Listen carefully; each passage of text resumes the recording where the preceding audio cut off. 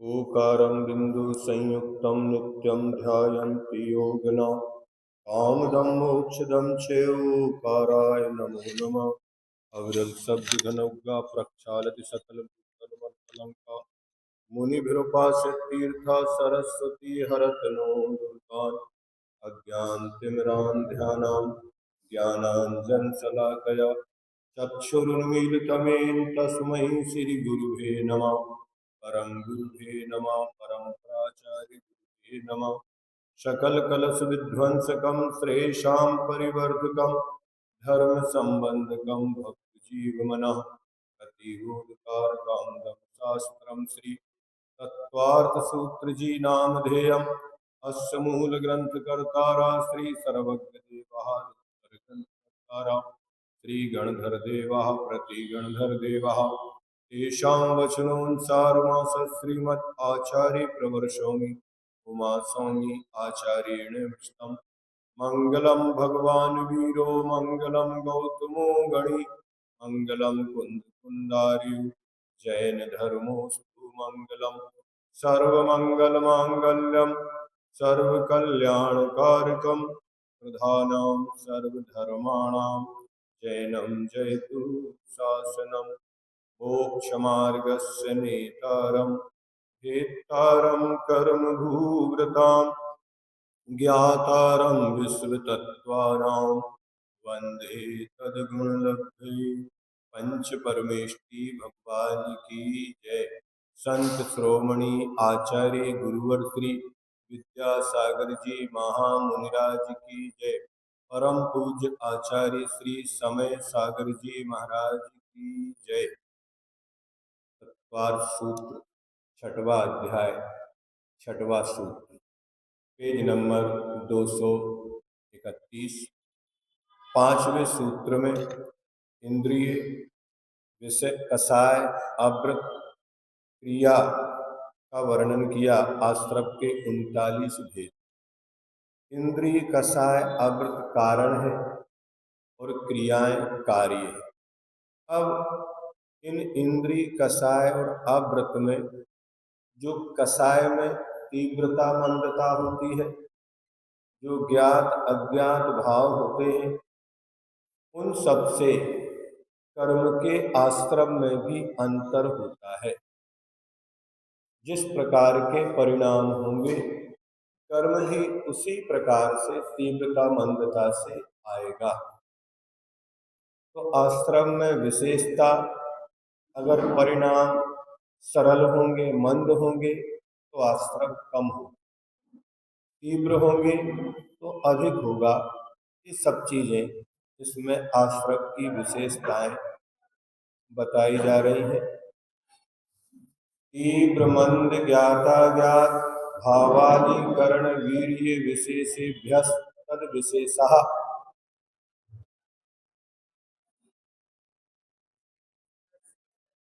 तीव्र मंद ज्ञाता ज्ञात भावाधिकरण वीर्य विशेषेभ्यः तद विशेषः।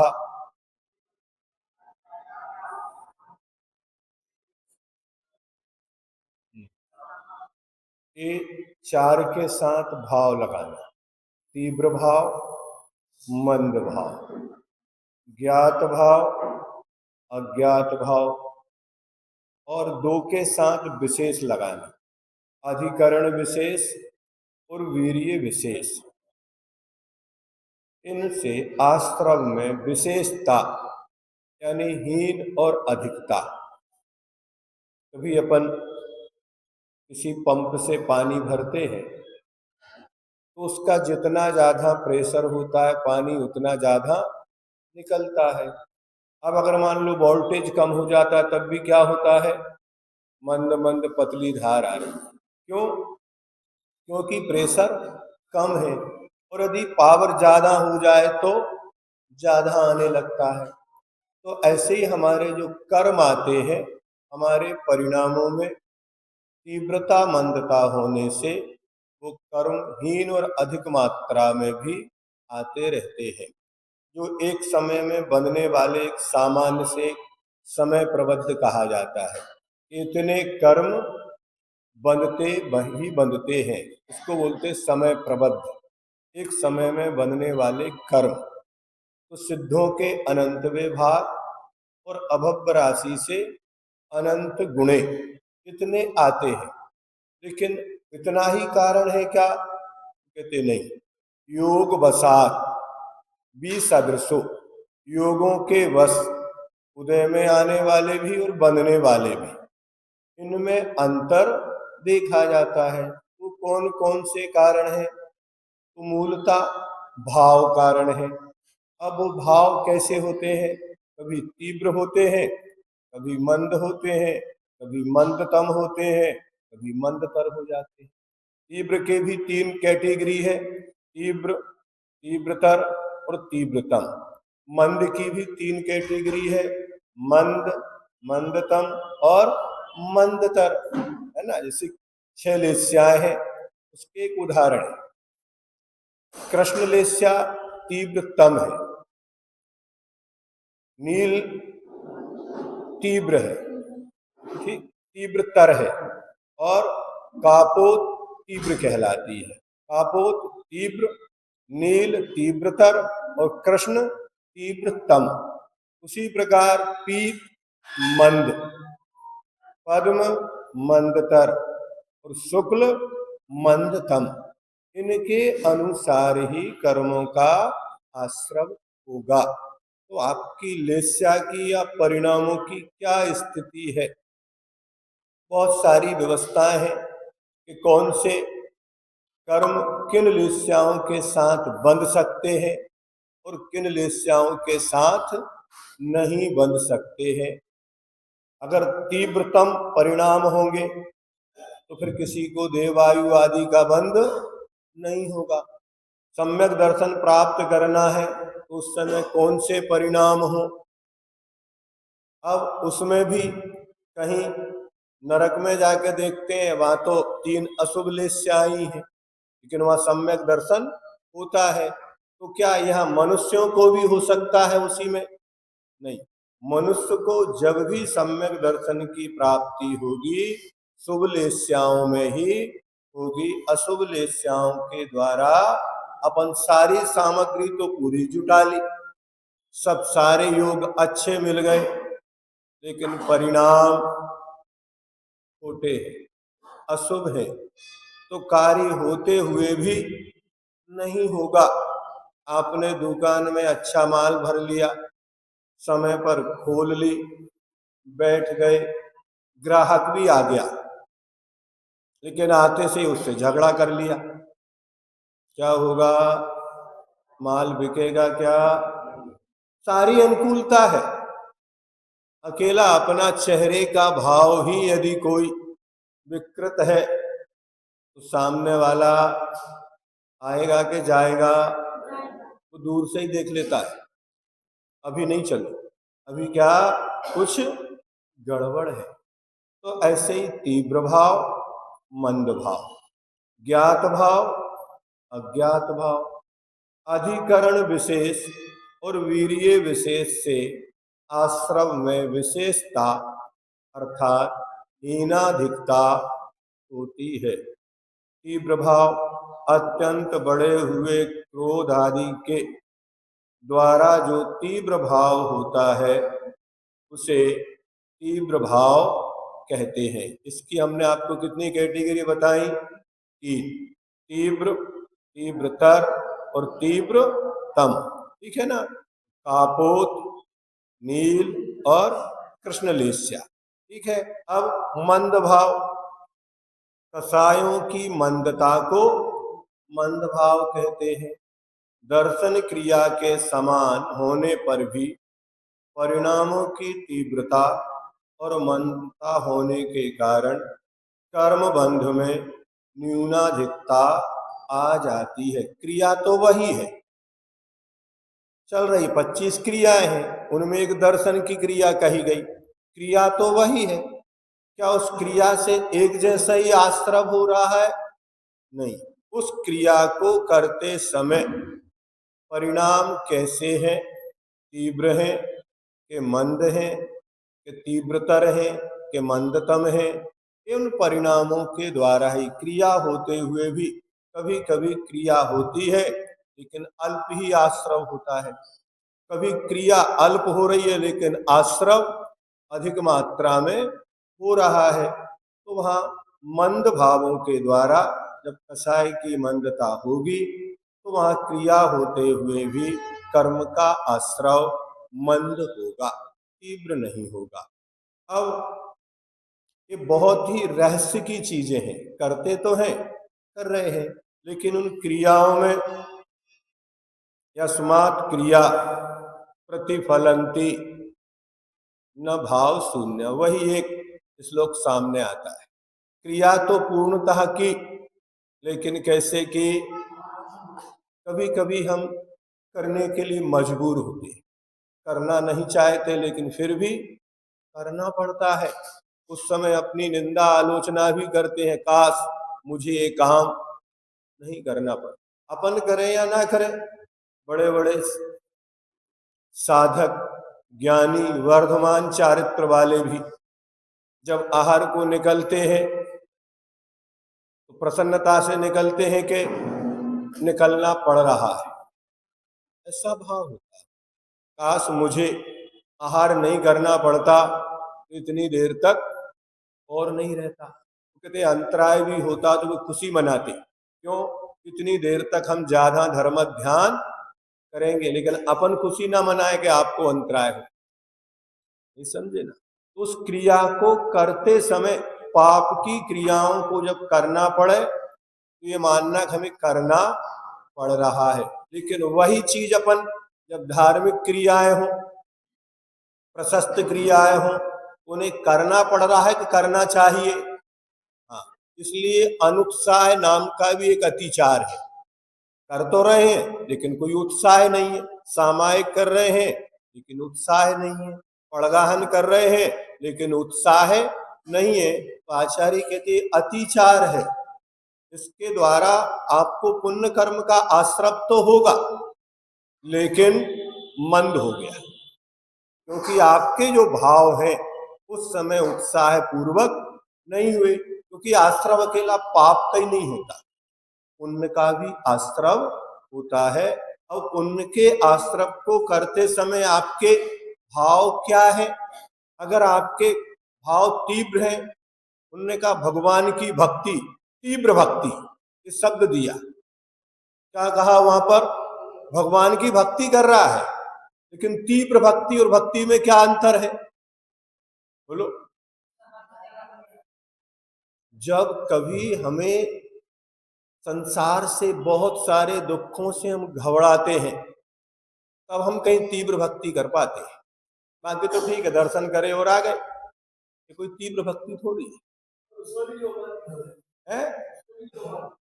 यही तो कह रहे हैं ना, तीव्र भक्ति क्या है, कुंभिन में व्याकुल भयो जैसे जल बिन मीन, जन्म जरा मेरी हरो करो मोह स्वाधीन। भूख लगती है आपको, तीव्र भूख कब लगती है, उससे ही समझ लो। उपवास हो, गर्मी के दिन हो, आपने भगवान की पूजन आदि आवश्यक कर लिए हो, चौके में जाके बैठ गए हो, थाली लगा दी हो और लाने में देर करे, बताओ, और सामने अच्छे अच्छे आपके मनपसंद व्यंजन रखे हो, उस समय क्या लगता है, अंदर आग जल रही है, कुछ भी दे दो जल्दी दे दो, ऐसा होता कि नहीं होता, उसको बोलते हैं तीव्र।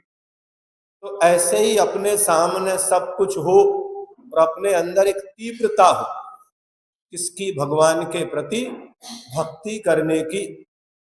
आपको भक्तामर याद हो, पाठ चल रहा हो, लेकिन आपके गले में कोई ऐसा रोग हो जाए कि बोल नहीं पा रहे, और आप बार बार प्रयत्न कर रहे हैं कि मैं भी इसको पढ़ूं, और आपका प्रिय छंद आए, काव्य आए, मुख से आवाज आए नहीं आए, आंखों से आंसू जरूर आ जाए, और जिस पल आपकी आंखों से अविरल अश्रुधारा बहने लगे, भले ही आप ना बोले, आपकी तीव्र भक्ति तब होती है। अपन ने अभी उसके मूल्य को समझा ही नहीं है। अपने को तो सहजता में मिल गया, जहां रह रहे हैं वहां मंदिर है, जिस कुल में पैदा हुए मंदिर सब जाते हैं, तो अपन भी जाते हैं, एक परंपरा है। नहीं, जिनको दुर्लभता से मिलता है उनकी विशुद्धि ज्यादा बढ़ती है। जो अन्य दर्शन को जान के छोड़ के जब आते हैं तब उनकी विशुद्धि बढ़ती है। जब कोई मिलेच्छ खंड वाले यहाँ आते हैं और इस धर्म को जब समझते हैं चक्रवर्ती आदि के साथ, उस समय उनकी विशुद्धि इस आर्य खंड वालों से ज्यादा उन्हें पीड़ा होती है कि अभी तक हम कहाँ रहे, इससे क्यों वंचित रहे, अपन तो वंचित है ही नहीं। इसलिए अपने को उसका मूल्य नहीं होता। तो अशुभ क्रियाओं में तो अपने को तीव्रता से बचना, लेकिन शुभ क्रियाओं में तीव्रता लाना चाहिए। ऐसा नहीं कि तीव्र भाव का यदि आश्रम होता है, हम कर्म बांधने ही आए हैं, पहले कर्म बांधना सीख जाओ तो काटना भी सीख जाओ। अभी अपने को कर्म बांधना ही नहीं आता कि कौन से कर्म बांधे, कैसे बांधे। कर्म सर्वथा ही बुरे हैं, सर्वथा तो नहीं, फिर तो एकांत हो जाएगा। अनेकांत तो ये कहता है कथनचित, यह कर्म भी उपकारी है। अगर ये नहीं होता तो हमें मार्ग दिखता ही नहीं। तो ऐसे कर्म, ऐसे कारण जो हमारे मोक्ष मार्ग को प्रशस्त करते हैं, उन कर्मों को तो बुद्धि पूर्वक बांधना ही चाहिए। 16 कारण भावना बुद्धि पूर्वक ही भाई जाती है, अबुद्धि पूर्वक नहीं हम ऐसे ही पाठ कर लेते हैं, नहीं। अगर ऐसे ही पाठ कर लेते तो ऐसे ही आपको होगा, उससे पर तीर्थंकर प्रकृति का बंध नहीं होगा। जो अच्छे से विशुद्धि के साथ, सम्यक दर्शन तो है लेकिन दर्शन विशुद्धि अलग चीज है। अकेले सम्यक दर्शन से तीर्थंकर प्रकृति का बंध होता हो तो फिर सभी को हो जाएगा। उस सम्यक दर्शन में इतनी विशुद्धता, जैसे पहली क्रिया कही गई ना, सम्यक तो वर्धनी क्रिया, ये वही है। उस सम्यक दर्शन को इतनी विशुद्धि में बदल दे जिससे तीर्थंकर प्रकृति का बंध होने लगे। क्योंकि तीर्थंकर प्रकृति का बंध सांप्रायिक आश्रम के साथ ही होता है। इरियापत आश्रम के साथ तीर्थंकर प्रकृति का बंध नहीं होता। कहां होगा? सभी सांप्रायिक आश्रम त्याग योग्य हैं क्या? बताओ।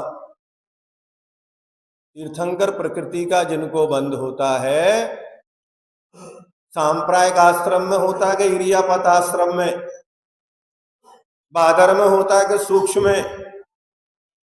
बादर में ही होता है।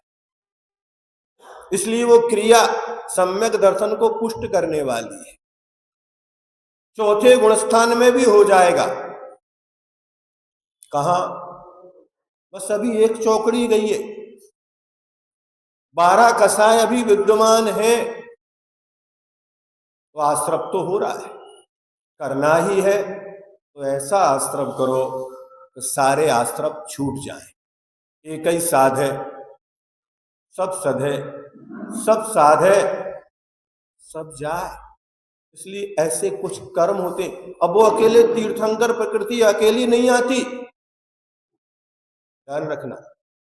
जैसा कि आपने अभी पढ़ा, जम्बू वृक्ष उसके भी परिवार है, कमल है उसके भी परिवार हैं, ध्वजाएं हैं उनके भी परिवार हैं। ऐसे ही तीर्थंकर प्रकृति अकेली कभी नहीं आती। तीर्थंकर प्रकृति जब बंधेगी तो इतना सारा परिकर है उसका। अन्य कर्म तो उदय में आने के बाद फल देते हैं, तीर्थंकर प्रकृति सत्ता में पड़ी पड़ी फल देती है। क्या उदय कहाँ होता है? 13वें गुणस्थान में। पंच कल्याण क्यों मनाए जा रहे हैं? किसके कारण मनाए जा रहे हैं? बोलो। यहां तक कि वो नरक में भी रहे। क्या कहा? तीर्थंकर की सत्ता वाला नरक में भी रहे। 6 महीने पहले से कोट बन जाता है। अब उसे कोई मारता काटता नहीं है। मात्र वहां भूमि जन्य कर्मजन्य वेदना तो रहेगी, लेकिन वहां कोई असुर कुमार या नार की उस जीव के लिए हानि, ये किसका प्रभाव है? बोलो। तीर्थंकर प्रकृति। अब अपन कह देते हैं एक द्रव्य दूसरे का कुछ नहीं करता। तीर्थंकर की सत्ता वाला जीव जिस मां के गर्भ में होता है, वो मां भी देवियों के प्रश्नों का उत्तर किसके प्रभाव से देती है? नहीं नहीं, करता ही नहीं, वो तो अलग द्रव्य है। वो तो कुछ करते ही नहीं है। भगवान तो करता है ही नहीं है। वो तो तीर्थंकर बन के उत्पन्न हुए, अपने आप मोक्ष जाएंगे ही जाएंगे, होना है सो सब निश्चित है। लेकिन मां उत्तर किसके प्रभाव से दे रही है? यहां तक कि उनके काल में जहां जहां वो रहते हैं, सारी अनुकूलताएं सुभिक्षताएं आदि, उनका बंधु वर्ग परिवार भी खेल में भी पराजित नहीं होता। किसके प्रभाव से? अजय बंधु वर्गस्य, वो भी हारते नहीं है कभी। एक किसका प्रभाव है? वो तीर्थंकर प्रकृति सत्ता उस जीव के अंदर। वो जहां रहेगा जहां जाएगा, एक कर्म है कि नहीं है? एक कर्म ही है, लेकिन उसका उदय 14वें गुण स्थान तक है। एक ऐसी प्रकृति है जो नष्ट होने के बाद भी अपना प्रभाव रखती है। तो मोक्ष चले गए, सारे कर्म नष्ट हो गए, अब आप क्यों मान रहे हो? उनकी मूर्तियां क्यों बना रहे? बाकी अन्य भी तो मोक्ष गए, उनकी तो कोई नहीं बनाता। लेकिन जितने भी तीर्थंकर हैं, उन सब की, यहां तक कि जिस जीव ने अभी तीर्थंकर प्रकृति का बंद ही नहीं किया, जिस जीव ने अभी तीर्थंकर प्रकृति का बंद ही नहीं किया, वो जिसको बंधेगी उसकी भी आज पूजा करते हैं अपन। बांधी क्या? भविष्य में होने वाले 24 तीर्थंकर होंगे, क्या उनने तीर्थंकर प्रकृति का बंद कर लिया? कोई सिद्धांत ऐसा कहता है क्या? नहीं किया। लेकिन उनकी मूर्तियां विराजमान है। पंचकल्याणक हो रहे हैं उनके मूर्ति के। उन सबको अपन नमस्कार कर रहे हैं, पता नहीं कौन सी कहां है अभी, ये भी पता नहीं है। लेकिन उस तीर्थंकर प्रकृति के कारण उनकी मूर्ति बन रही कि नहीं बन रही? एक दो का नाम पता चल जाएगा, राजा श्रेणिक बनेंगे, लेकिन अंतिम तीर्थंकर जो बनेंगे, इतना लंबा काल है, क्या वो कोई जीव सम्यक दर्शन के साथ या तीर्थंकर प्रकृति के साथ इतने काल तक संसार में रहेगा क्या? बांधा ही नहीं है उनने, कब बांधेंगे? बहुत बार। लेकिन उनकी पूजा उनके नाम से आज भी यहां पर हो रही है। अगर ये हम कर्मों में भेद नहीं करेंगे और सभी कर्मों को एक जैसा मानेंगे, और जो जो आश्रम है सो हे है, अगर ऐसा कहते रहेंगे तो कहते ही रहोगे, बस एक कहते ही रहेंगे अनंत काल तक आश्रम हे है, लेकिन छोड़ नहीं पाओ। जानना कहना अलग है कि ये विष है, लेकिन उसको छोड़ना भी तो सीखो। ये क्रियाएं अशुभ हैं, अपन जान रहे हैं, लेकिन उन क्रियाओं को त्याग करना भी तो, अशुभ का भी त्याग ही नहीं हुआ और शुभ क्रियाओं को यदि बंद कर देंगे, इसलिए उन्होंने विभाजन किए। धर्म धारण में धक्का लगता है, धर्म से विमुखता होती है। धर्म क्या है उसको समझ ही नहीं पाए, कुछ भी बंद अपन करते चले जाएंगे, क्या होगा, यह विचारणीय प्रश्न खड़ा हो जाए।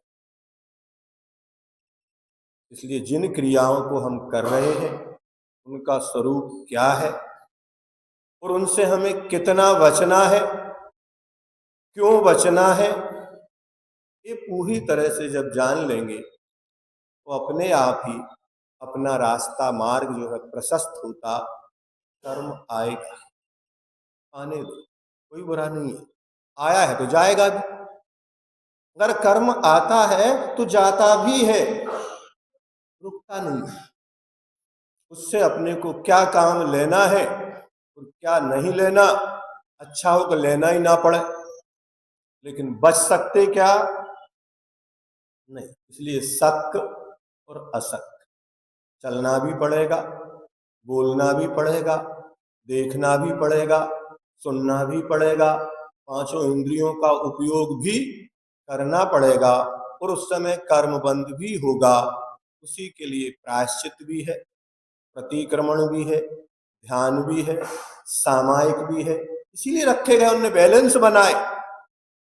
इतना इतना सठ अवस्था यदि ग्रस्त के हैं तो सठ कर्म भी ग्रस्त के ही है।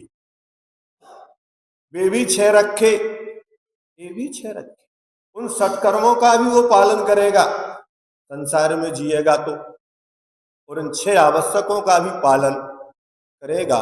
और इनको करते करते ही एक दिन ऊपर की ओर उठता चला जाएगा। तो ऐसे तीव्र भाव और मंद भाव, कहाँ मंदता करना, अच्छे कार्यों में कोई मंद भाव नहीं, अच्छे उत्साह पूर्वक करो, कर ही रहे हो तो भोजन भी करो, अच्छे से करो। भोजन भी अगर उत्साह पूर्वक नहीं करेंगे तो रस नहीं बनता। भोजन वही है, कितना भी अच्छा हो, लेकिन आपने परिणाम खराब करके, दूसरा विकल्प है नहीं आपके पास, शांति से, ये भी आपके लिए सहयोगी है, उपयोगी है। किस उद्देश्य से कर रहे हो, भोजन करना पाप नहीं है, भोजन करने में उद्देश्य क्या है। उन्होंने कारण दिए कि साधु आहार करे, उसकी विधि भी बता दी कौन सी चर्या करे, लेकिन क्यों करे, ध्यान की वृद्धि के लिए, तप के लिए, स्वाध्याय के लिए। ऐसे ही अगर अपन ने कोई भी क्रिया की, सुबह उठ के नहा रहे हैं, क्यों नहा रहे हो, नहाने में पाप बंद होगा, लेकिन वही नहाना आपके पुण्य बंद में भी कारण हो जाए। आपने ये विचार कर लिया कि मुझे अभिषेक करना है इसलिए नहा रहा, बस, और कुछ नहीं करना। अभिषेक में मात्र एक कलश पानी भगवान के ऊपर आप अभिषेक करेंगे, और एक बाल्टी पानी से भी नहा के आए, एक बाल्टी पानी का पाप एक छोटे से कलश के द्वारा धुल जाएगा। कुछ नहीं किया आपने, उद्देश्य रखा कि क्यों नहा रहे हैं, भगवान का अभिषेक करना है, और क्यों नहा रहे हैं कि भोजन करना है। दोनों नहाते, तो जल्दी से नहा के जाओ, हम भोजन तैयार कर रहे हैं, नहा के आया, भोजन दे दिया। और एक ने कहा नहीं, नहा के पहले मंदिर जाओ, अभिषेक करके आओ, फिर भोजन करना। भोजन नहीं छूटा, भुक्ति मुक्ति दातार, भुक्ति भी मिलेगी और मुक्ति भी मिलेगी। आपने उद्देश्य क्या किया। किसान खेती करता है, इतनी हिंसा होती है उसमें, लेकिन उसका उद्देश्य हिंसा करने का नहीं है, उसका उद्देश्य हिंसा को रोकना है। अगर खेती में अन्न पैदा नहीं होगा तो सारे मनुष्य मांसाहारी हो जाएंगे। क्या हिंसा तो है ना, अपने को दिखती है, इसलिए लोग खेती नहीं करते। नहीं, खेती वैश्य का कर्म है।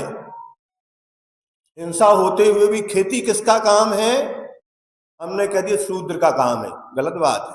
आदिनाथ भगवान ने नहीं सौंपा उनके लिए, खेती वैश्यों के लिए सौंपी गई थी।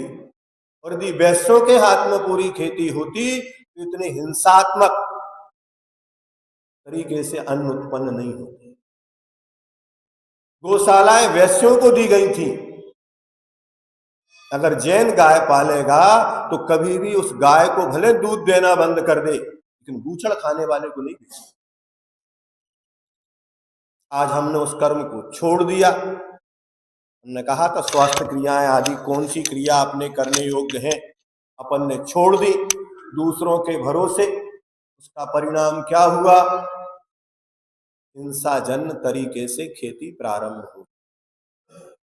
कर्म तो हमारा था, ना क्षत्रिय का था ना शूद्र का था। कृषि किसकी थी? वैश्य की थी। असी क्षत्रिय की थी, मसी ब्राह्मण की थी। जहां जहां जो बांट गए, 3 वर्ण बनाए थे। ब्राह्मण तो उस समय था ही नहीं, 3 ही वर्ण थे, क्षत्रिय, वैश्य और शूद्र। अब कौन क्रिया कर रहा है? खेती वो कर रहा है, हिंसा हो रही है। उद्देश्य क्या रखा उसने? फसल उत्पन्न करना। उसकी विधि वही है, अशक्य है। ऐसा नहीं है पत्थर पे बीज बो के आ जाए और फसल लग जाए। खेती में हल ना चलाओ, सीधा बीज डाल दें, फसल हो जाए, हो ही नहीं सकती।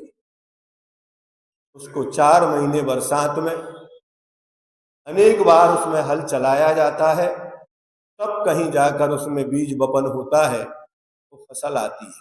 लेकिन उसका हल चलाने में उद्देश्य ये नहीं है कि हम जीवों की हिंसा करना है। उसका उद्देश्य है कि इससे जो धान उत्पन्न होगा उससे आहार दान की व्यवस्था बनेगी। आहार दान कहां से देंगे अपन? गन्ना बोएंगे तभी तो इक्षु रस आएगा। बिना गन्ना बोए, अब गन्ना बोएंगे तो उसमें पानी भी देना पड़ेगा। क्रिया है, आरंभ की है, पाप की है। इसके बाद भी उद्देश्य क्या है? मंदिर बनाएंगे, नींव खोदेंगे, पानी डालेंगे, पूरे कुएं का पानी नहीं छाना जा सकता। कि खेती में पानी दे रहे हो, पूरे कुएं को छान छान के हम पूरे खेत में दें, संभव है? संभव ही नहीं है, लेकिन देता है। प्रागम में लिखा है 7वीं प्रतिमा वाला भी खेती कर सकता है। क्या कर सकता है? हल चला सकता है। कौन? 7वीं प्रतिमा वाला भी, क्योंकि 8वीं आरंभ त्याग है। कौन सी है? 8वीं प्रतिमा आरंभ त्याग है। अब हम उंगली उठाना चालू कर दो, ये तो ऐसा काम कर रहे हैं। कौन सा काम कर रहे हैं? आगम के अनुसार कर रहे हैं।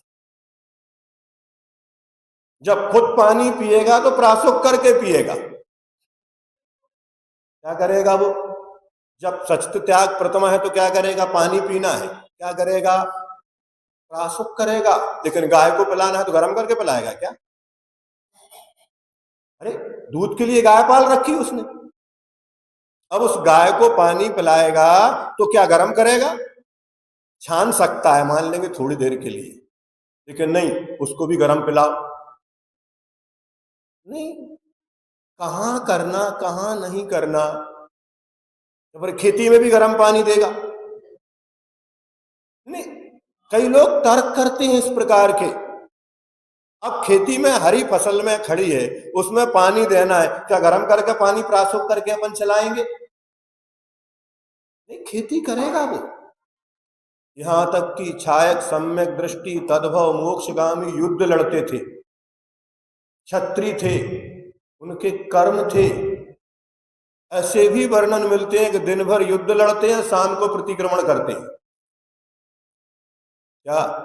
दिन भर युद्ध लड़ रहे हैं और शाम को प्रतिक्रमण सामयिक कर रहे हैं। आप कहोगे ये कौन सा ढोंग है? आपकी भाषा में तो अपन नहीं बोलेंगे। दिन भर तो इनने हाथी घोड़े या मनुष्य सबको मार डाला, अब प्रतिक्रमण कर रहे। नहीं, वो क्षत्रिय है। उसका युद्ध करने का उद्देश्य क्या है? क्या बिना कारण युद्ध लड़ रहा है वो? उसका कोई ना कोई उद्देश्य है। उस उद्देश्य को उतनी तो कह रहे हैं, सीता को वापस कर दो, हमें कोई मतलब नहीं है लंका से, हम एक चींटी को भी नहीं मारेंगे, हमारा उद्देश्य क्या है, तो सीता को छोड़ दें क्या? आप बोलिए, सीता को छोड़ सकते हैं क्या? एक जीव के लिए इतनी हिंसा करना पड़ी, क्या वो नहीं जानते थे? शायद सम्यक दृष्टि ऐसे ही थे, तद्भव मोक्षगामी थे, इसलिए कहां कितनी हिंसा करना पड़ती है कि नहीं करना पड़ी, करना नहीं चाहते थे फिर भी करना पड़ी। ऐसे ही बहुत सारे काम हम नहीं करना चाहते फिर भी, सही बोलो, आपका उपवास है, घर में परिवार है, भोजन बनाने वाला दूसरा नहीं है, क्या करोगे? भोजन बनाओगे ना, खुद खाओगे क्या? घर है आपका, मजबूरी है। कोई बालक है, अब वो रात्रि में भी मांगता है, भले ही आपका रात्रि का त्याग है, 5वीं प्रतिभा तक दूसरे को वो रात्रि में खिला सकता है। 6वीं प्रतिमा आई रात्रि भुक्ति त्याग, 5वीं नहीं है क्या? 5वीं प्रतिमा रात्रि भुक्ति त्याग नहीं है, 6वीं प्रतिमा का नाम रात्रि भुक्ति त्याग है। अब घर में पशु हैं, बालक हैं, अनाथ हैं, रोगी हैं, उनको क्या करेगा वो? खुद खाने पीने का भाव नहीं करेगा, लेकिन मां अपने बेटे को दूध पिलाएगी कि नहीं? भूखे ही सुला देगी, सुबह पीना बेटा है, नहीं नहीं, आप कहां क्या लगाना अपने को? इन व्रतों की परिपूर्ण व्याख्या ही नहीं की गई, हम सबको अकर्मण्य बना दिया गया। इतने श्रावकाचार ऐसे लिखे गए कि आप नीम की पत्ती के अलावा कुछ नहीं खा सकते, सब पूरे के पूरे बंद कर दिए उनने। क्या करेंगे लोग? कोई आचार्य प्रणीत नहीं, वो पंडितों ने, मात्र विद्वानों ने इस प्रकार से लिख लिख के तैयार किए गए, क्योंकि पंडित लिखता है लेकिन पालता नहीं है, ध्यान रखना।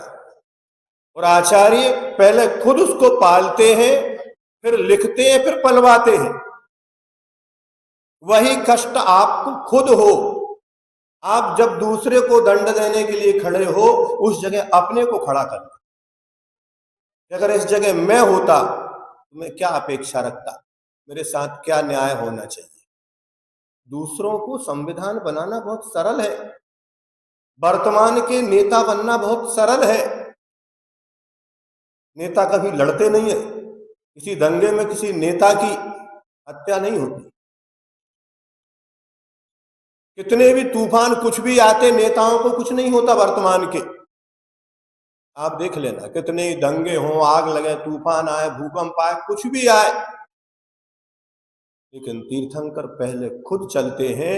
आदिनाथ भगवान ने 1000 वर्ष तक साधना पहले खुद की, 1000 साल तक कोई 4000 जो दीक्षित हुए थे वो भी वापस आ गए थे। अकेले आदिनाथ भगवान ने 1000 वर्ष तक स्वयं साधना की, लेकिन 2 शब्द का उपदेश किसी को नहीं दिया। दिया हो तो बता देना।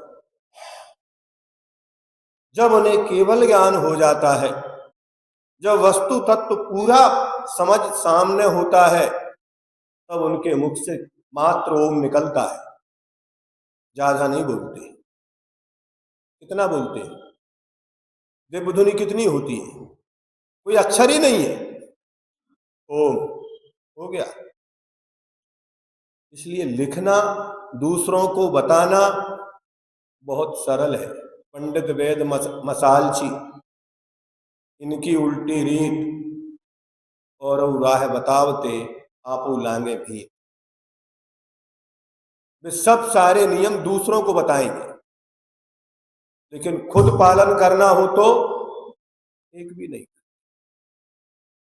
इसलिए इन क्रियाओं को लोगों ने पूजन करवाना बंद करवा दिया, चौके लगाना बंद हो गया, आहार देना बंद हो गया। यहां तक कि उसी घर में बैठे हैं, घर के आधे लोग आहार दे रहे हैं और आधे लोग आहार नहीं दे रहे हैं।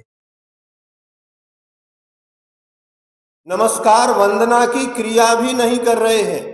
वो भी तो क्रिया है, वंदना भी तो क्या है? आप हाथ जोड़ते, वंदना बोलते। लोगों ने जय जिनेन्द्र करना बंद कर दिया। ये कौन सी क्रिया है? लेकिन पाप की कोई क्रिया का बंध नहीं। इतने इतने अच्छे तर्क लाते हैं और तर्क के द्वारा भगवान पाषाण सिद्ध हो सकता है, तो श्रद्धा के द्वारा पाषाण में भगवान पैदा हो सकता है। क्या चंदा प्रभु किसमें से निकले थे? श्रद्धा से कि तर्क से? चंदा प्रभु तर्क के द्वारा निकले कि श्रद्धा के द्वारा? अगर अब वो तर्क देते करे ये तो ये है, कहाँ तुम नमस्कार करोगे? हम नमस्कार तो करेंगे, लेकिन हमारी श्रद्धा में ताकत होगी तो भगवान को भी आना। श्रद्धा पैदा करो। तर्क के द्वारा कहीं कुछ नहीं होता। तर्क के द्वारा तो ये जल और गंधोदक में कोई अंतर नहीं है। विज्ञान उसको जल ही सिद्ध करेगा, लेकिन श्रद्धा से आप माथे पर जब लगाओगे तो गंधोदक कहलाएगा। गंधोदक अपने आप में कुछ नहीं है, भगवान अपने आप में कुछ नहीं है, गुरु अपने आप में कुछ नहीं है। हमारी श्रद्धा ने उन्हें भगवान के रूप में स्वीकार किया, हमारी श्रद्धा ने उन्हें गुरु के रूप में स्वीकार किया, हमारी श्रद्धा ने उसको गंधोदक माना, तो हम लगा देते, लेकिन नहीं करते। इन क्रियाओं को करते समय भावों को बहुत संभालने की आवश्यकता है और सुधारने की भी आवश्यकता है, क्योंकि बुद्धि कर्मानुसारिणी, जैसी गति वैसी मति, जैसी मति वैसी गति। ये भी तो कहो, दोनों ओर से लगाओ। जैसी मति होगी वैसी गति हो जाएगी, और जैसी गति होना होगा अंत में मति भी वैसी ही हो जाती। अगर गति को सुधारना तो मति को सुधारो, नहीं समझे ना? और मति सुधर गई तो गति सुधर ही जाएगी, इसमें कोई संदेह। अगर ये अनेकांत ना हो तो कभी किसी जीव को मोक्ष होगा ही नहीं। कर्म के उदय में आश्रव होता है, आश्रव का बंध होता है, बंद होने पर फिर उदय होता है। ये तो चल रहा है, लेकिन आश्रव हो ये जरूरी नहीं है। कर्म का उदय तो हो और आश्रव ना हो, उसका साधन यही है कि हमें अपने परिणामों को, क्रिया बंद नहीं होगी, क्रिया तो चलती रहेगी, लेकिन भाव में परिवर्तन आ सकता है। अब ज्ञात भाव, अमुक प्राणी को मारना चाहिए, ऐसा संकल्प करके उसे मारना ये ज्ञात भाव है। हमें पता है कि ये काम करेंगे तो इसमें इतनी हिंसा होगी, ये ज्ञात भाव। वृक्ष काटेंगे तो इतने जीवों की विराधना, ये ज्ञात भाव है। अज्ञात भाव, अहंकार या प्रमाद बस बिना जाने प्रवृत्ति करना अज्ञात भाव है। दो व्यक्ति हैं, एक हिंसा करना चाहता है और दूसरे का भाव सरसंधान साधने का है। इनमें से पहले ने जानकर हिंसा की और दूसरे के द्वारा सरसंधान माने धनुष बाण, तीर चलाना सीखते ना, उसको बोलते हैं सरसंधान। पहले जो राजकुमार हुआ करते थे, धनुर्विद्या सीखते थे जंगलों में जाकर, तो जो हिंसक लोग होते थे वो क्या करते थे, एक कबूतर को उड़ा दिया, अब इसमें तीर मारो। क्या कबूतर को उड़ा दिया, अब उसमें तीर मारो। बेचारा कबूतर की कोई अपराध नहीं है, लेकिन उन्हें तीर चलाना सीखना है। जैसे मेडिकल में पहले मेंढक को चीरा जाता था, आज भी जितने भी जीव हैं उनके ऊपर एक्सपेरिमेंट होता ही रहता है। खरगोश है, घोड़े है, गाय है, बछड़े हैं, अनेक अनेक जीव हैं, उन पर चलता है। लेकिन फिर भी कहीं पूछेंगे तो कहेंगे उनका उद्देश्य है। एक वो मेडिकल चिकित्सा में कर रहे हैं और एक बिना किसी कारण जंगल में जाके जीवों को मार रहा है। इन दोनों में भी अंतर होगा कि नहीं होगा? उनका तो उद्देश्य है। पहले साधन नहीं थे, कैसे जाने? तो उन्हें इसी प्रकार सीखना पड़ेगा। तो कहीं ना कहीं हानि होती है। जब घर में आग लगती है तो किसी दीवार को तोड़ना पड़ता है। घर गिराने का उद्देश्य नहीं है, लेकिन उस आग को बुझाने के लिए या घर में जो लोग फंसे हुए हैं उन लोगों को बाहर निकालने के लिए मुख्य दरवाजा यदि बंद है तो दीवार तोड़ी जाती कि नहीं? अब जिसकी दीवार तोड़ रहे हैं वो लड़ने आ जाए, उसके हित के लिए तोड़ रहे हैं या अहित के लिए? उद्देश्य क्या है? तो ऐसे ही कभी कभी वो कहते परिवार के लिए एक व्यक्ति को त्याग करना पड़ता है, नगर के लिए पूरे परिवार को त्याग करना पड़ता है, देश के लिए पूरे नगर को भी त्याग करना पड़ता है। विधि है, क्या करें? बिना इसके काम होने वाला नहीं है। किसी ना किसी को तो प्रैक्टिकल करना पड़ेगा। उद्देश्य क्या है और आपको ज्ञात है कि अज्ञात है? वो तीर चलाने वाले को तो पता ही नहीं है कि हमने तीर छोड़ा, इस बीच में कोई पक्षी आदि आ सकता है, मर सकता है। एक्सीडेंट होते हैं कई, वो जा रहे हैं, अचानक कोई रोड पे आ गया, क्या करेंगे? क्या ड्राइवर को फांसी दी जाएगी क्या? नहीं, आ गया, उसने देखा नहीं, ब्रेक भी लगाया, सब कुछ किया, लेकिन फिर भी मर गया। और एक ने जानबूझकर कोई जीव बैठा उस पर गाड़ी चढ़ाई। इन दोनों में कितना अंतर है? एक दिख रहा है उसे के जीव है, फिर भी उनके ऊपर गाड़ी चढ़ा रहा है। और एक गाड़ी चला रहा है लेकिन छोटे छोटे जीव उसकी गाड़ी के नीचे आ रहे। मरते कि नहीं मरते? लेकिन कम से कम जो स्थूल बड़े जीव अपने को दिखते हैं उनको तो बचाने का प्रयास करना ही चाहिए। कई बार हम लोग बैठते गाड़ियों में, अब उस गाड़ी के आगे कोई पक्षी आ गया, देख लिया, लेकिन जाके गुरुजी को बताना पड़ता है कि जिस गाड़ी में थे, ट्रेन में थे, बस में थे, उसके नीचे एक जीव मरण को प्राप्त हो गया। अब ट्रेन तो अपन नहीं चला रहे, लेकिन अगर पता चल जाए कि जिस ट्रेन में हम बैठे हैं और उससे कोई गाय या पशु कट गया तो गुरुजी के पास जाकर वृत्तियों को प्रायश्चित, भले एक उपवास दिया लेकिन प्रायश्चित तो हो गया। क्योंकि ज्ञात, हमें पता है कि ऐसा हुआ, लेकिन जिन हमें पता ही नहीं है उनका कोई प्रायश्चित नहीं है। गाड़ी में तो बैठते हैं, चलते भी हैं, लेकिन पता ही नहीं कितने जीव मरे, देखने में तो नहीं आते। लेकिन एक जानबूझकर ही जीवों के ऊपर चढ़ा रहा है, तो अगर आप देख लो तो रुक जाओ, वहां उनको बचाओ। इसलिए ज्ञात भाव, अज्ञात भाव, अहंकार, प्रमाद, अहंकार में कसाय सब आ गए। बिना जाने प्रवृत्ति करना अज्ञात भाव है।